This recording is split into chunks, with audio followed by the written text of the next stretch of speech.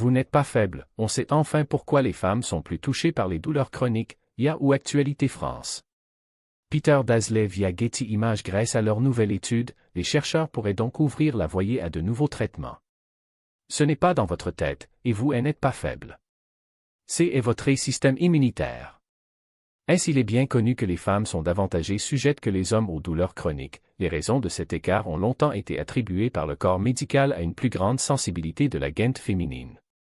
Une idée qu'espère faire voler en éclats une nouvelle étude. Menée par l'Université des États du Michigan aux États-Unis, ces derniers ont mis en lumière le rôle de certaines cellules du système immunitaire dans la résolution de la douleur. Mais aussi et surtout, le fait que ce mécanisme fonctionnait bien mieux chez les hommes que les femmes.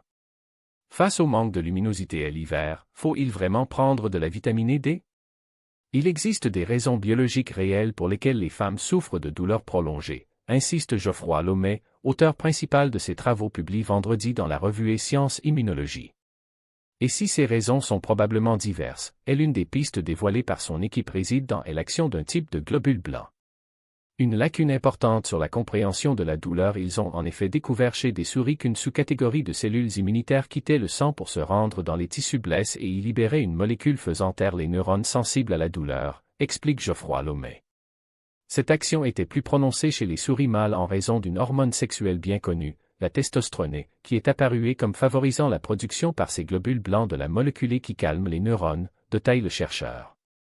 Ce mécanisme biologique a ensuite été observé chez des patients humains ayant subi un traumatisme physique comme un accident de la route. Les chercheurs ont en effet mesuré dans leur sang les niveaux de ces globules blancs spécifiques et de la molécule soupçonnée d'alléger la douleur et ont découvert qu'il était bien plus élevé chez les hommes que chez les femmes.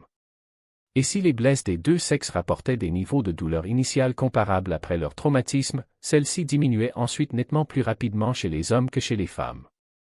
Cette découverte comble une lacune importante dans notre compréhension de la douleur, salue auprès de l'AFP et Laura Midavene, chercheuse à l'Université de Californie et spécialiste de la douleur chronique. Car si les différences entre les sexes en matière de douleur sont bien documentées, les mécanismes sous-jacents restent encore largement mal compris, relève cette experte n'ayant pas participé à l'étude. Des préjugés en train de changer en éclairant ce rouage, les chercheurs pourraient donc ouvrir la voie à de nouveaux traitements. Cette piste suscite de l'espoir car si de nombreux antidouleurs sont aujourd'hui sur le marché, aucun traitement idéal n'existe pour les douleurs chroniques ni pour les femmes.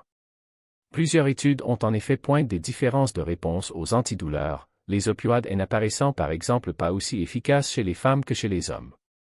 Il faudra toutefois sûrement des années pour aboutir à une solution thérapeutique adaptée, mais Geoffroy Lomet espère que ces travaux pourront entre-temps contribuer à effacer cette idée répandue que la douleur des femmes est exagérée. Longtemps négligée et minimisée par le corps médical, la douleur des femmes était en effet considérée comme du ressort de l'émotionnel plutôt que comme quelque chose d'ancré dans la biologie, rappelle Laura Midavene.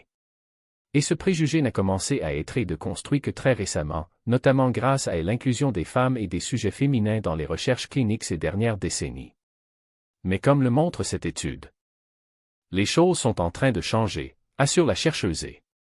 Les autorités alertent. La mortalité du tabac diminue trop légèrement en France, ce que contient le plan fertilité dévoilé par le gouvernement entre courrier et conservation des ovocytes.